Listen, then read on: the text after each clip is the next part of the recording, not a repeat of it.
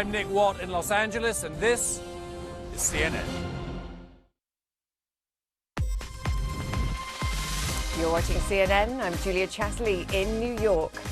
And the future of the British Prime Minister Boris Johnson could be decided in the coming hours. He faces a confidence vote later today. That's where lawmakers from his own Conservative Party will decide if they still want him as leader. It requires 180 votes to out Johnson as leader. That's a simple majority. A moment ago, Boris Johnson met with the Prime Minister of Estonia, Kaja Kallas, visited Mr. Johnson in Downing Street in the last hour. And we will bring you pictures of that engagement very shortly. For now, Nader Bashir. Oh, actually, we have those now. Here we go. And this was him earlier, meeting the Estonian Prime Minister ahead of that confidence vote. And Nader Bashir joins us now with all the details from Downing Street. Great to have you with us. A Platinum Jubilee hangover for the Prime Minister, it seems, this morning. No time to lose. I think the key point here is the numbers. It takes just 54 letters from MPs to trigger this confidence vote within the Confidence Party. It requires 180 of them now to say, look, we've had enough with him. How's it looking for the Prime Minister? Well, look, Julia, it's certainly been a busy morning. We have seen already Conservative MPs, particularly those senior ministers, coming out, some of them pledging their support publicly for the Prime Minister. We've heard from the Chancellor, Rishi Sunak, we've heard from Liz Truss, the Foreign Secretary, and as well, we've heard from the Deputy Prime Minister, Dominic Raab. He actually spoke to UK media earlier this morning and said he predicts a very clear mandate for the Prime Minister from this vote of confidence. But as you mentioned there, it's that key figure. They need more than 50%. That's 180 plus one MPs to vote in favour of the Prime Minister. And that is significant for a number of reasons. There could be perhaps some support for him coming because we're seeing two very key by-elections coming up. They may not want to distract the focus away from that. We obviously saw the Conservative Party suffer some pretty significant losses in the local elections in early May. There's also, of course, a diplomatic focus on the war in Ukraine. This might not be the best time to look at a leadership challenge. And of course, there's the question of who would replace Boris Johnson. Even if there were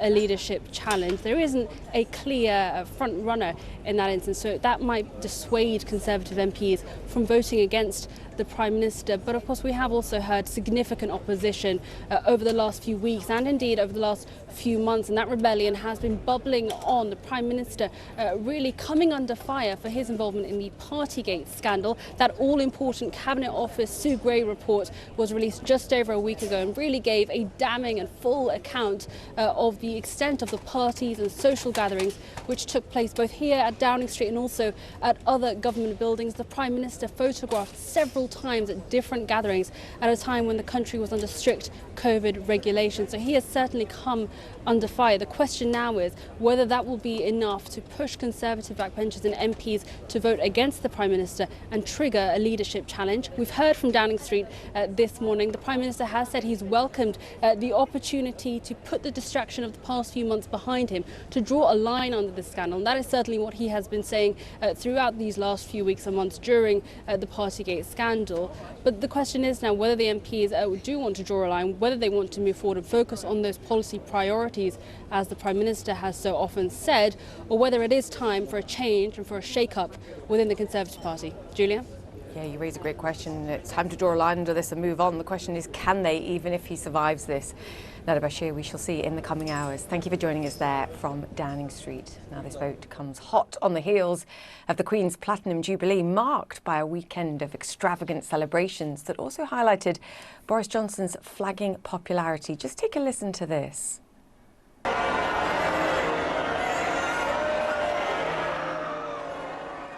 That's the British public booing as the Prime Minister and his wife left a special Jubilee church service on Saturday this weekend. Max Foster joins us now with more on this. Max, I think a lot of people picked up on that booing and how popular or unpopular he's become. It's not just about Partygate, as Nader was suggesting there. There's a whole host of challenges that this government faces, indeed in terms of policy to react to the cost of living crisis that people are facing. In the court of public opinion, how does the British public feel about Boris Johnson and his future?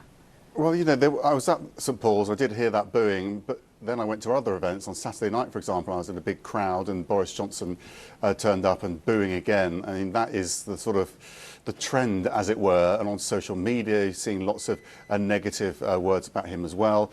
But the polling's negative as well for him amongst the public. And I think this is going to be a really central theme in everyone's thinking as they go into that vote tonight, because, you know, there will be lots of ministers who will be voting. They will lose their jobs if they lose Boris Johnson, because there'll be a big shake-up, so that might make them want to vote for Boris Johnson. But there'll be others thinking ahead to the elections, and Nada was suggesting a couple that are coming up, but then the broader general election.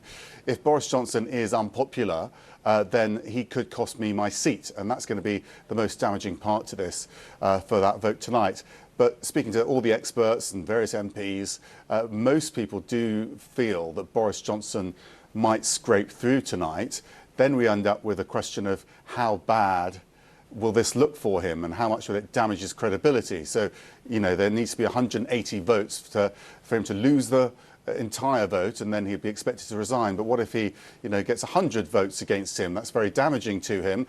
And over the next year, he'll be protected for a year. There can't be another vote of confidence. That'll be a very rocky road for the government and the Conservative Party. So either way, it's all looking pretty negative for British politics. Yes, it's going to be an interesting few hours. Max, great to have you with us. Max Foster joining us there from London. And just a reminder, that crucial vote takes place from 1 p.m. Eastern Time, 6 p.m. in London. We'll have more on this story later in the programme, and stay with CNN, of course, for all the latest updates throughout the day. For now, we'll move on. President Putin threatened Russian strikes on new targets if the West delivers longer-range weapons to Ukraine. He warns the deliveries will prolong the war. In general, all this fuss around additional weapon deliveries, in my opinion, has only one goal: to drag out the armed conflict for as long as possible. If they are supplied, we will draw appropriate conclusions from this and use our own weapons, of which we have enough, in order to strike at those facilities we are not targeting yet. Ukraine says the weapons could be a game changer in the battle in the east, and this is where Moscow is now focusing its attacks. The key cities of Slavyansk and Severodonetsk are under fresh assault this morning. In Severodonetsk, Ukraine reports street fighting and says Russia is sparing neither men nor equipment in its fight for the city. Ben Weidman joins us now. Ben, I want to focus in on what we're seeing in the east. We heard from the Ukrainian president last week saying that Russia now controls around 15% of the country. Fast forward to this weekend, and there was some suggestion that Ukraine was regaining territory in the east. Clearly there's fierce fighting. What is the latest status?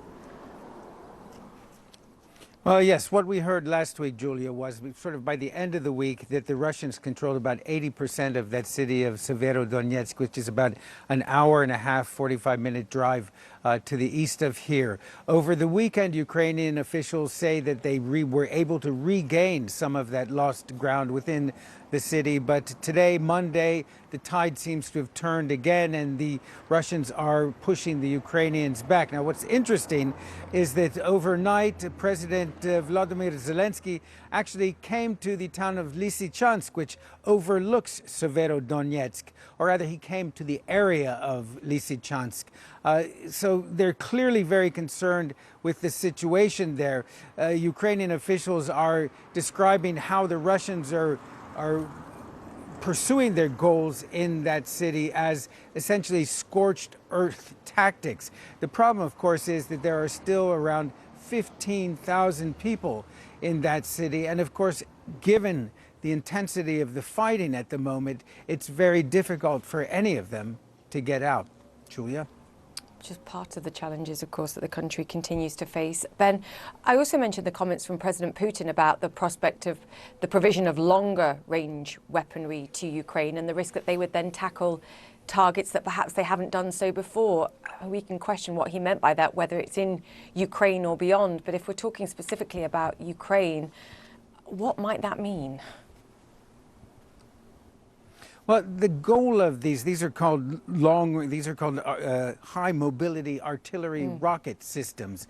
These I've read, it's like artillery with the precision of a sniper scope, and they fire long range missiles. So that would allow the Ukrainians to sort of counterbalance the advantage the Russians have in terms of artillery.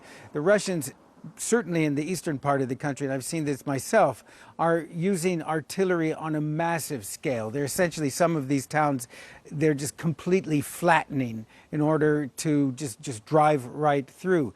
So when the West, and of course we've heard the Americans are going to provide these weapons, and we heard from the British Defense Ministry that they would also provide these weapons, these would perhaps help turn the tide to fight, to sort of push the Russians back in the eastern part of the country. But really the problem is time is of the essence. It's very nice that the British came out and made this announcement today, but the Ukrainians want to know, that's great, fine, thank you very much, but when are the weapons actually going to arrive? Julia? And weeks away perhaps from delivery. Ben Weidman, great to have you with us. Thank you. A combined show of force by the US and South Korea, the two countries launching 8 ballistic missiles into the sea after a North Korean missile test over the weekend. That launch was the North's third missile test since South Korea's new president took office a month ago. Paula Hancock joins us now with all the details. Paula, it was 8 for 8, I believe. It reminded me of that song, Whatever You Can Do, I Can Do Better, or at least equal to in this case. We seem to be looking at rocket diplomacy, which ties, I guess, to a tougher stance from the new South Korean president who said, we're not going to stand for this. Well, this is the true sense of the phrase tit for tat, isn't it, Julia? The fact that there were 8 on Sunday morning, local time from North Korea, and then 8 in response by the US and South Korea on Monday morning. Now, pointing out, of course, all of these were fired into the sea off the east coast of Peninsula, so it wasn't engaging either side engaging each other.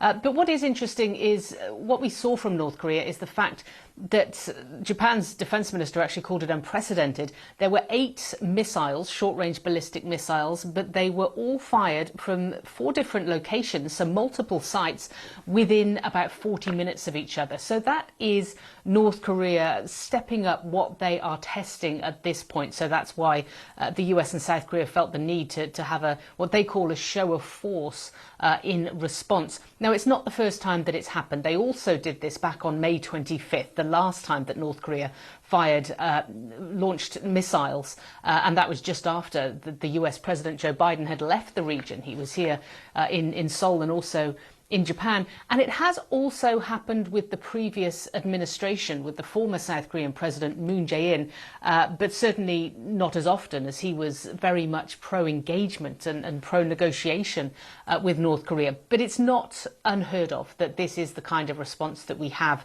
from the US and South Korea. That JCS, the Joint Chiefs of Staff here in Seoul, saying that it is to show that they know exactly where these launches are coming from when they come from North Korea, and they would be able to target that particular location should they so desire. Julia? And you make a very good point that these were all tests into water and not rockets directly fired at each other, and I just want to reiterate that point. But it also does come at a time when there are rising fears that perhaps North Korea is preparing for nuclear tests, and we've had comments even just today from the International Atomic Energy Agency also perhaps pointing in that direction too. Critically important to understand the timing. That's right, yes. So the IAEA has said this today, that they believe that there are indications, they've observed indications, that one of the entrances to one of these underground tunnels, which is where the previous underground nuclear tests have taken place, has actually been reopened. And it could be for a possible preparation of a nuclear test. It's very similar to what we've heard from US and South Korean intelligence and military agencies, saying that they believe actually the preparations are completed. That's certainly what we've heard from the South Korean side. In fact, the US side was saying they believe that it could have happened while President Biden was in the region. Now, it didn't, but what of course this tells us at this point, according to experts, is that if the preparations are ready, it is now up to the leader, Kim Jong-un, to make a political decision when and if he wants to carry out this 7th underground nuclear test.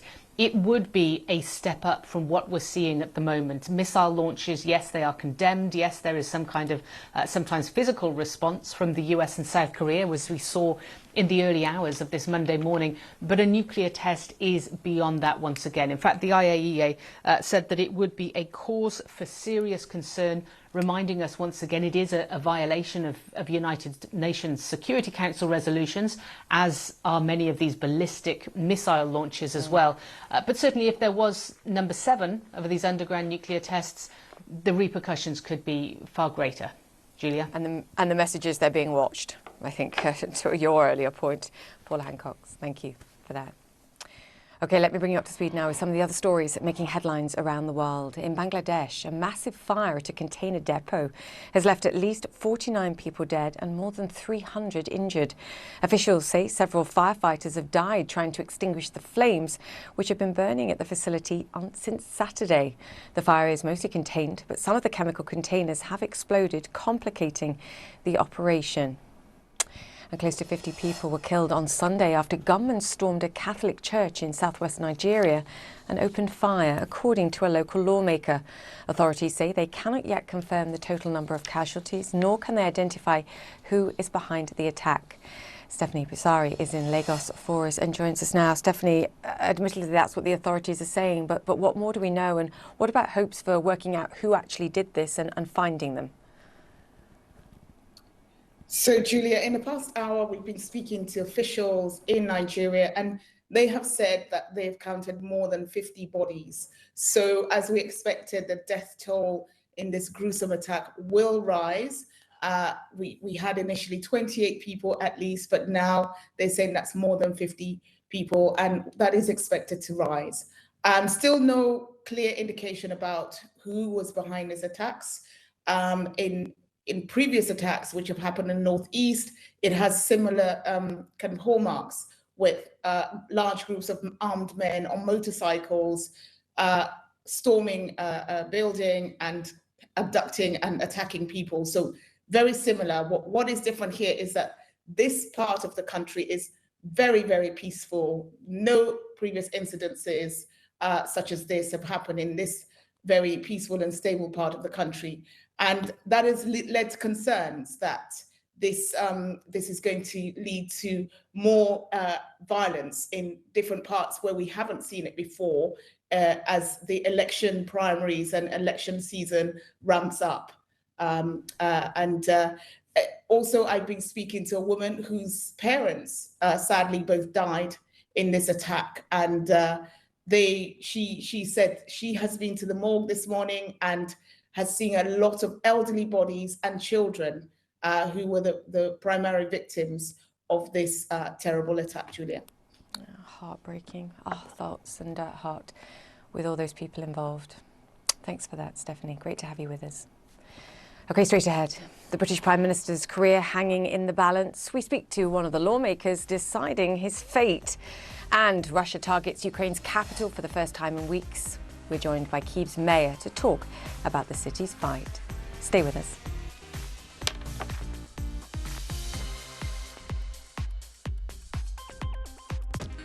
Back in person, the 2022 Afreximbank annual meetings will bring together high-profile continental and global leaders to harness and leverage Africa's incredible potential. Register now.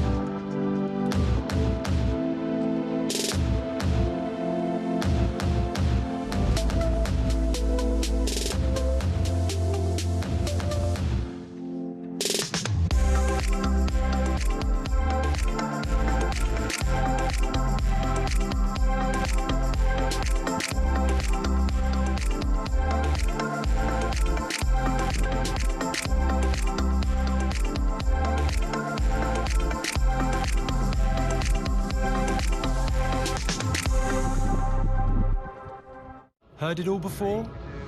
But have Have you heard it like this? The ultimate disruptor looks set to shake up our world. We really can't ignore the impact that this has. What can we do that explores a fresh angle? So let's untangle the players and political forces. The truth is a lot more complex. What's really going on? Fast-paced news, in-depth reports, and fact checks from the perspective of The Global Brief with Bianca Nobilo. Tonight on CNN. Afghan women are afraid that this is the beginning of your efforts to erase them from the workspace. Malumness, it's not clear. Even if we appear with the burqa, maybe they will say that women's voices are forbidden. Did you ever imagine that you would be prevented from going to school? Girls' education is fundamental to the dignity of Afghan life. Do you believe that young girls will be allowed to go to school here in Afghanistan? June 20th, a CNN concert event. Let's celebrate, educate, and lift every voice. Juneteenth, a global celebration for freedom. Live from the Hollywood Bowl, only on CNN.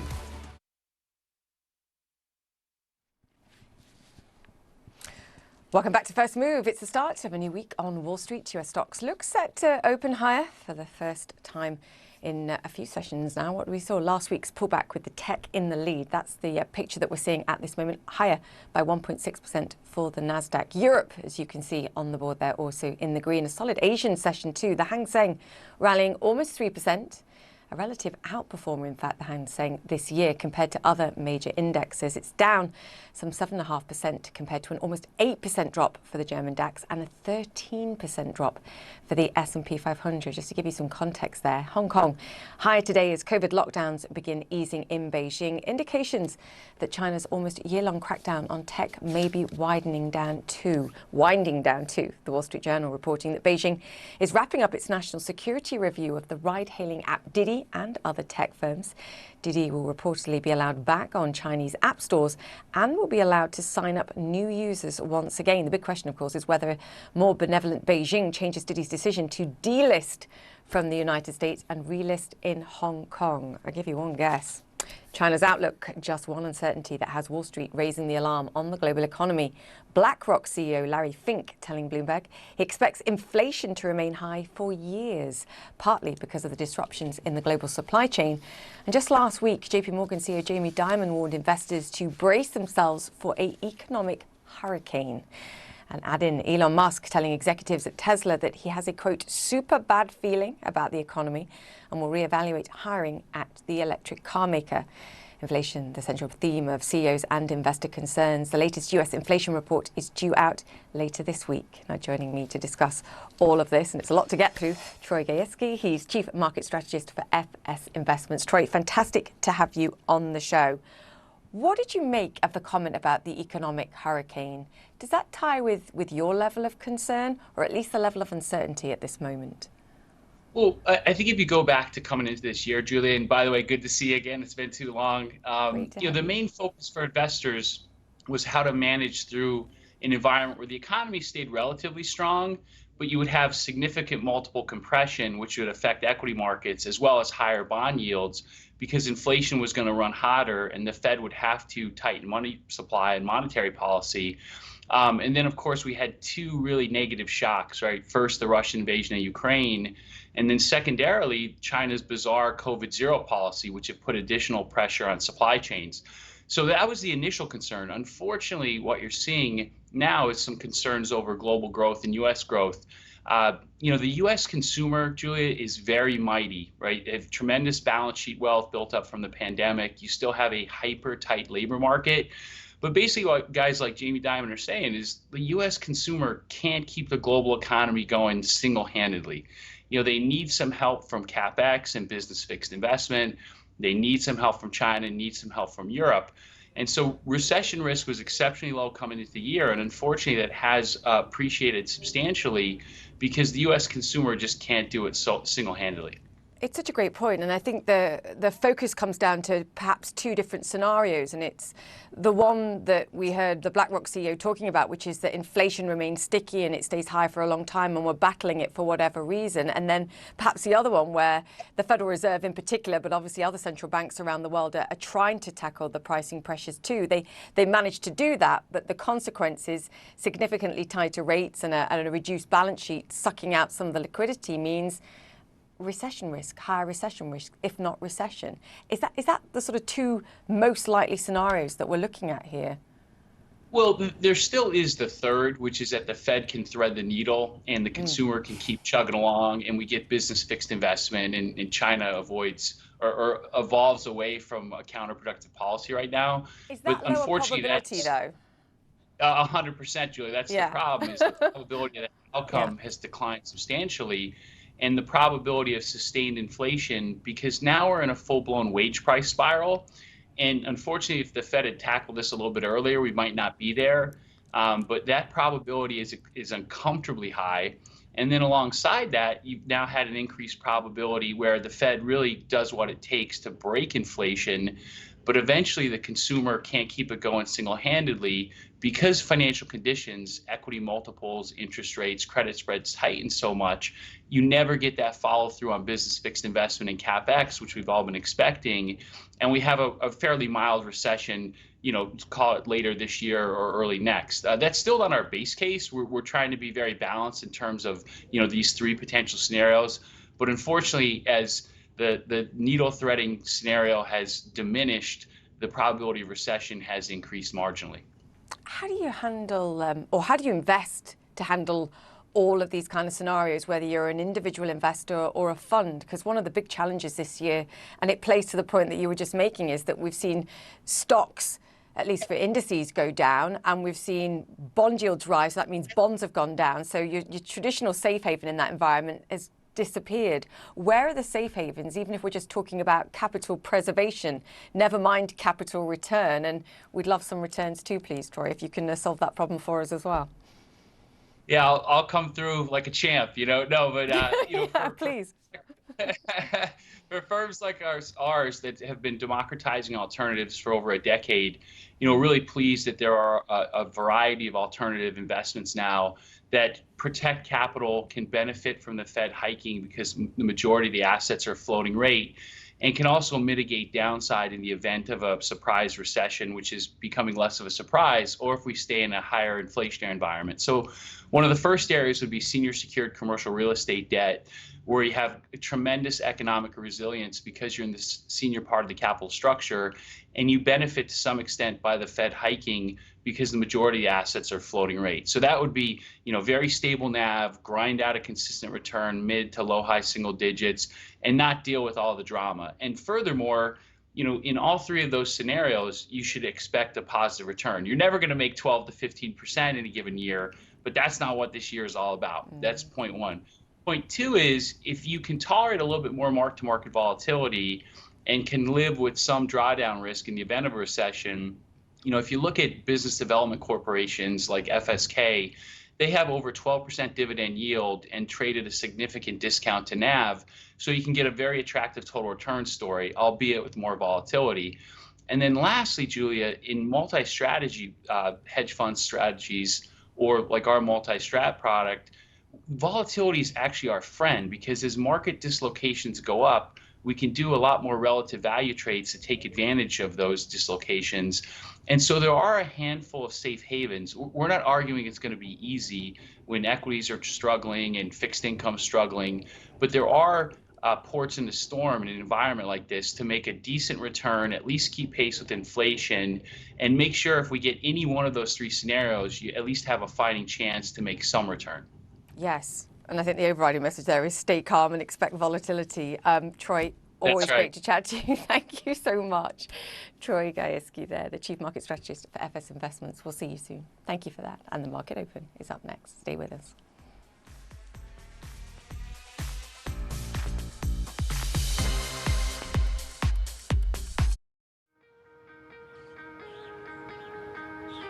Our challenge was to determine the best ways for our citizens and visitors to safely enjoy the Tokyo they know and love.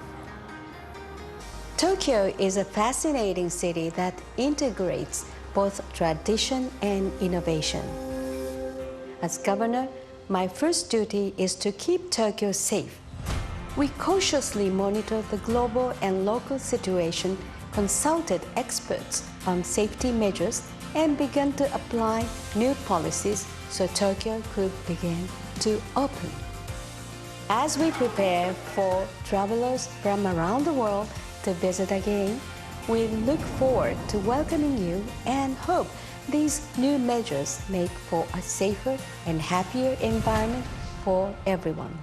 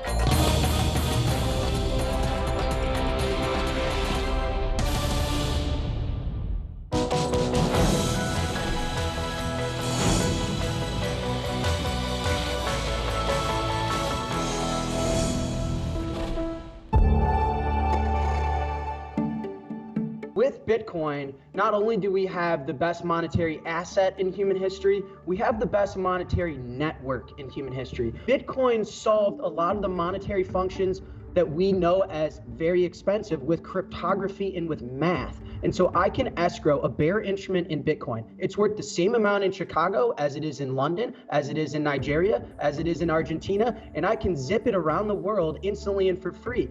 What we can do is take your dollars and escrow them around the world over the Bitcoin network. So think about this. What if I wanted to send money from Chicago to London? What we can do is take dollars out of your bank account, turn it into Bitcoin, zip that value to London instantly and for free. You blink, you'd miss it. It goes so fast and it costs nothing. And then we turn it back into British pounds. That's the innovation, and that's how we use Bitcoin, the monetary network.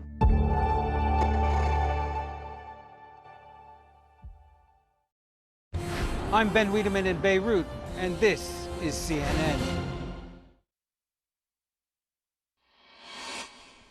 Welcome back, and a reminder of one of our top stories this hour, the future of the British Prime Minister Boris Johnson hanging in the balance. The UK leader faces a vote on his leadership of the Conservative Party later today, after at least 54 lawmakers from his own party said they no longer have confidence in him.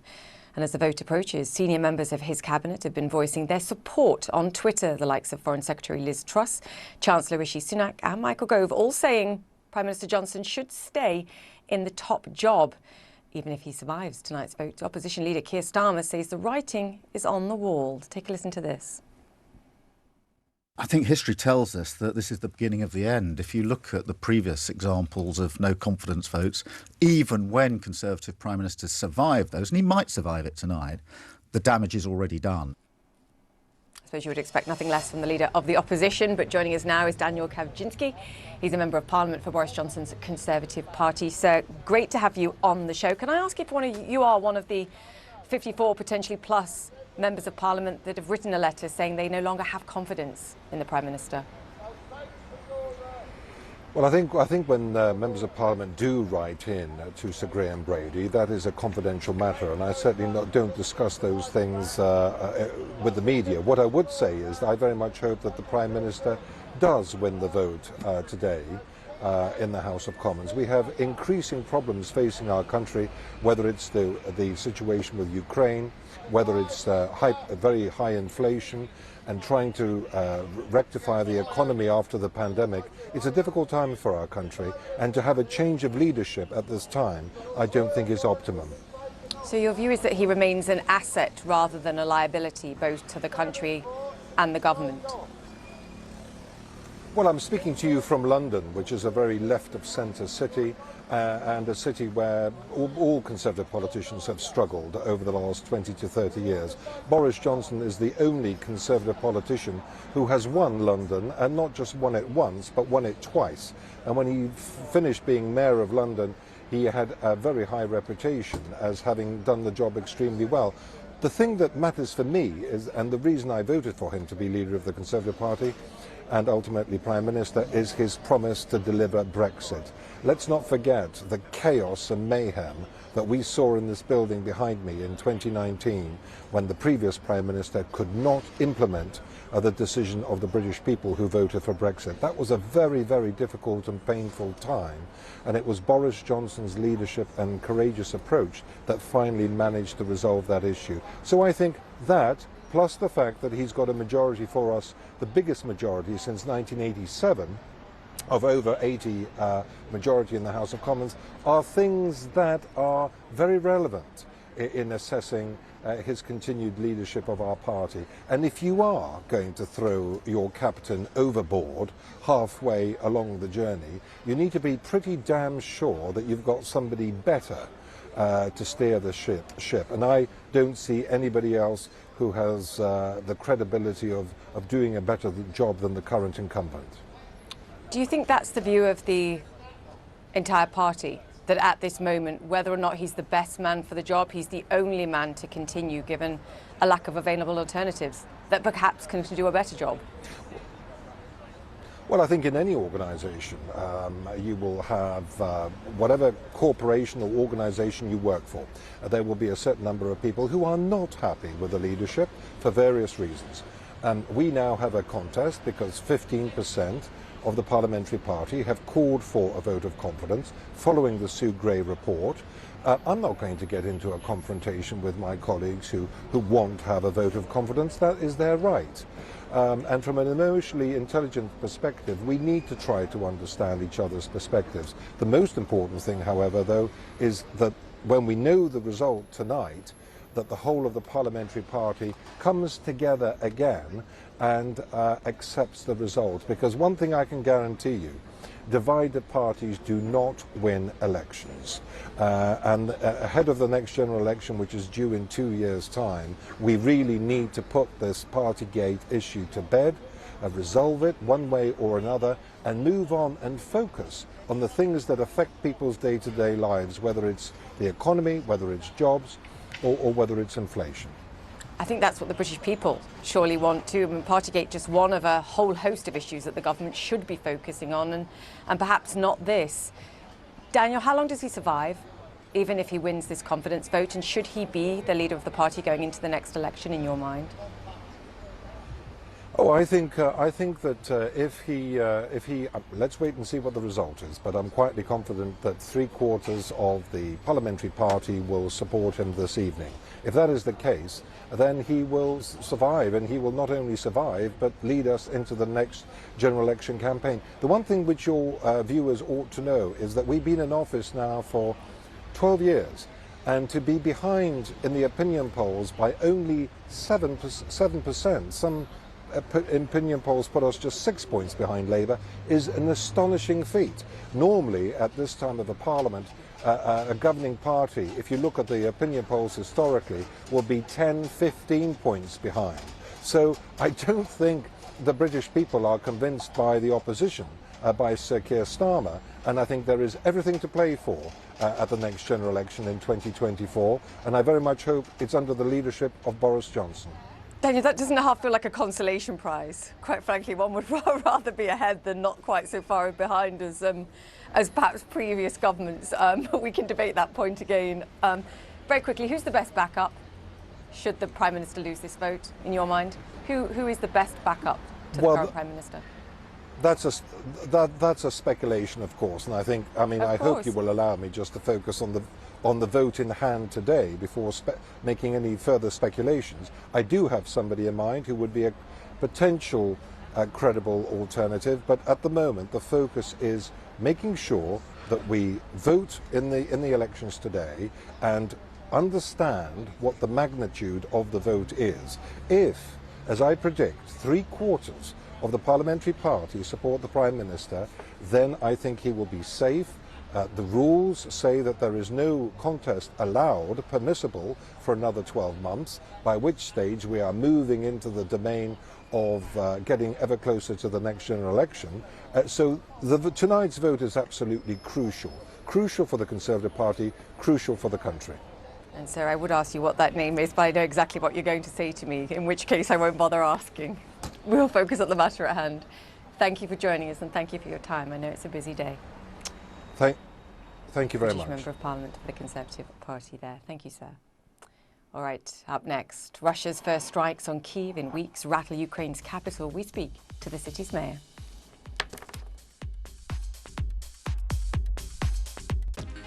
Back in person, the 2022 Afreximbank annual meetings will bring together high-profile continental and global leaders to harness and leverage Africa's incredible potential. Register now.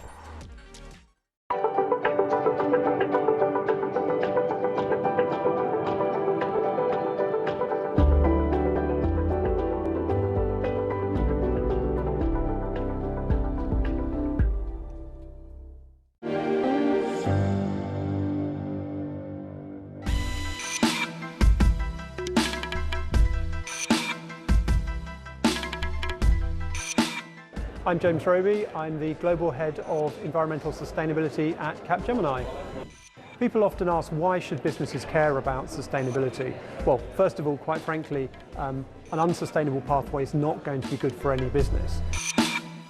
Businesses are reliant on having consumers that will buy from them. They're reliant on having employees who want to work for them. Increasingly, all the stakeholders of the business are asking difficult questions. So businesses which aren't taking sustainability seriously essentially are going to be out of business. But in reality, it's never too late to start. A great way to start is by trying to understand your own impacts as an organisation, perhaps calculate your carbon footprint. Ultimately, we need everybody on this journey, so why not start today?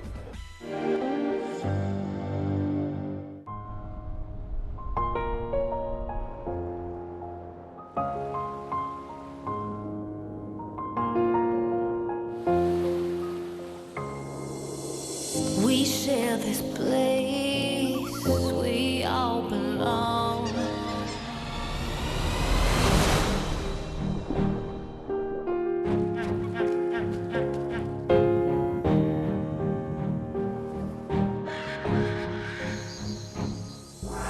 We have to restore this planet's soul.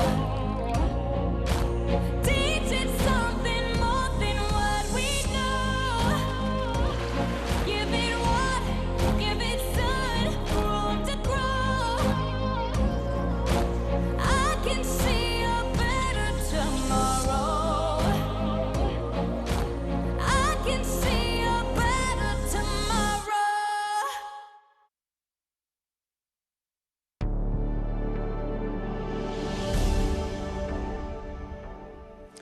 Ukraine says President Volodymyr Zelensky visited the war-torn east of his country as the battle for the Donbass rages. On Sunday, President Zelensky reportedly visited frontline troops near the critical city of Severodonetsk. That visit comes as Ukraine says Russia is putting its full military might into the battle for the east. On Sunday, military officials reported Russian troops had suffered losses in the Donetsk region amid a push towards the key city of Slavyansk. In Severodonetsk, Ukraine reports the fiercest battles, quote, and street fighting after it retook half the city over the weekend. Sunday also saw the first Russian strikes on Kyiv in weeks. Ukraine says 5 missiles were launched at the capital, 1 military target and 1 civilian target were reportedly hit. Joining us now is Vitaly Klitschko. He's the mayor of Kyiv. Mayor Klitschko, good to have you on the show. We appreciate your time. I want to ask you about the missile strikes that we saw on Kyiv over the weekend. The Russians said they were targeting and destroyed foreign-provided tanks. Obviously, the Ukrainian forces have said it was a train repair operation. Can you tell us what happened? Good afternoon. In Kyiv, we have already afternoon. Actually, just yesterday we have rockets attack. Six rockets landed and destroyed the buildings. The Russians told this was military object. It's totally a liar, and it's not true. Thanks God, nobody died, but a couple of people was injured. Was spent right now the time in hospital. It was civilian infrastructure objects, and they don't have connection to military forces. And like always, the Russians explain the liar regarding this special operation.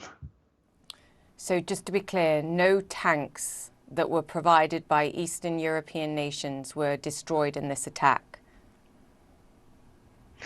In Kyiv, it doesn't have tanks. It was destroyed civilian buildings. I got it. You've been honest, and you've said to people you understand their desire to come back to Kyiv, but they do so at their own risk because the situation still isn't stable. And this rocket attack, I think, proves that.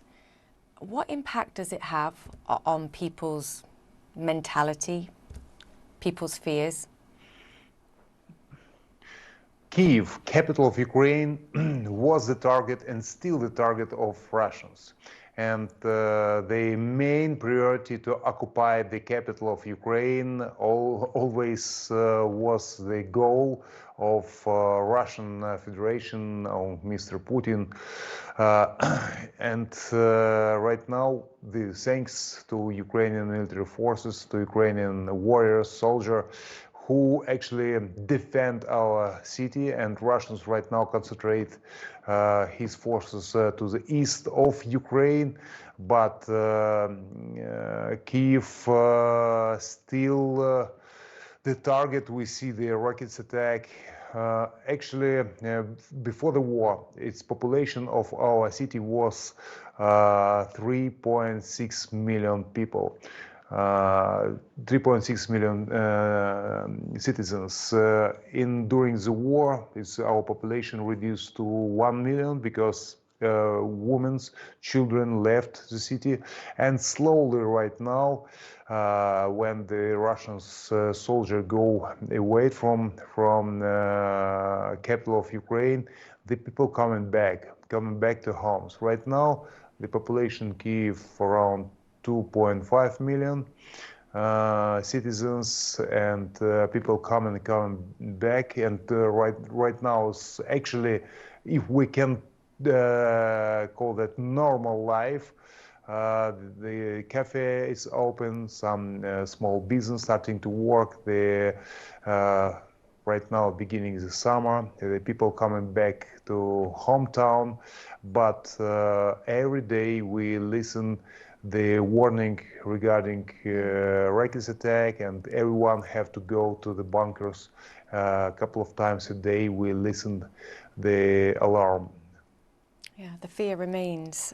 One of the other things that I think people need to understand is something that the emergency services, the Ukrainian emergency services estimate, which is that half the country now has unexploded ordnance. So that remains a risk even for people returning wherever they are in the country. And I know you and your brother run a foundation that was created to give sporting access to young people. And now you've switched and you're providing education on this kind of unexploded ordnance, on critical first aid if people are caught in an attack and trying to make instant decisions to save lives. Mayor Klitschko, even just saying it is heartbreaking to me that that's what children are now learning. This situation have a huge and long impact on the citizens of our city. It's one of the reasons why I tell to everyone, please not so fast coming back, because the north of east of our city, the woods and green zone was totally with the mines and unexploded stuff. And we have couple of examples, couple of cases not examples, sorry, cases when civilian already died. And that's why this zone is forbidden to visiting the green zone. It's actually the people make a barbecue to the green zone. It's if a good weather to spend in weekend, but right now we close all green zone because it's very dangerous. Yes, of course, we have to do it a lot. Anti-mine program. Actually, we need the experts to do that. But right now, instilling the war, it's difficult to do it because everybody concentrate to support the Ukrainian army and to defend our country in the south of Ukraine. But anyway, this is one of the reasons why I told to everyone, please, if you come to the Kyiv, it's your personal risk, it's the own risk. Following the rules, please following the rules. We actually every day announced what is allowed to doing, what is not. Mayor Klitschko, you and I were both in Davos just over a week ago, and one of the discussions taking place there was the concern that the rising food prices, the rising energy prices, the complications of this war might force some countries' leaders around the world to take a look at the situation in Ukraine and decide to perhaps persuade or say to the Ukrainian government, we need to compromise here. For the good of the world, there needs to be some kind of compromise and the war must come to an end. And I saw the comments from President Macron at the weekend where he said President Putin shouldn't be humiliated in the negotiations that are taking place. Mayor, what do you make first of President Macron's comments and some of those conversations that perhaps could force a compromise? If we listen about the words the Russians told us, let's find the compromise, let's find solution. I don't know what they talk about. What we talk about, which compromise to give up to Russians some big part of territory of Ukraine. It's compromise or is solutions in some politician, for example, is Macron. I was really, as Ukrainian citizens, I was very disappointed, upset from his messages. Is actually Ukrainians attack, they kill our citizens. The big part of Ukraine was occupied, and the Russian Federation not accept Ukraine as country and us Ukrainian as nationality as is actually. The people have to understand we defend our country, we defend our future, we defend our families and our children, and also we defend the same value and principles what have European country, which have democratic countries. We fighting for you, for every one of you, because the principles and values is the main priority right now. We in the modern world, and we can't accept some compromise. I don't know what we have to talk about. We ready to talk about compromise or solution if the last Russian soldier left our country, and after that it's time to talk. Right now it's difficult to talk if every day killed Ukrainian and big part of Ukrainian country was occupied. I think the message doesn't there, have sir, another is solution. no surrender. Yeah, you're right. Mayor, great to chat to you. Thank you for your time. And we'll speak again soon, I hope. The Mayor of Kyiv there. So thank you. We're back after this. Stay with us.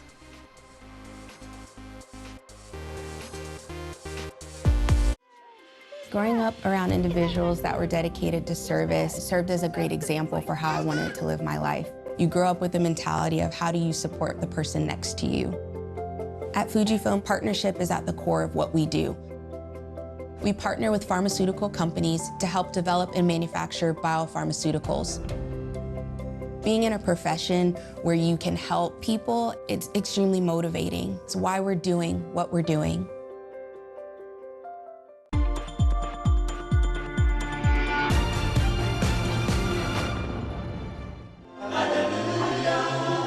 Nothing is ever given to you in life. If you want to be a great businessman, you got to put in the work.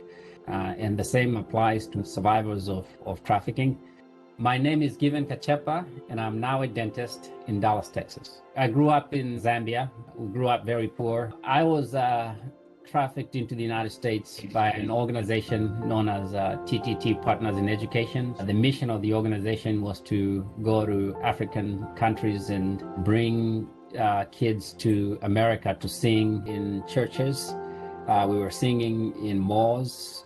We were singing in schools.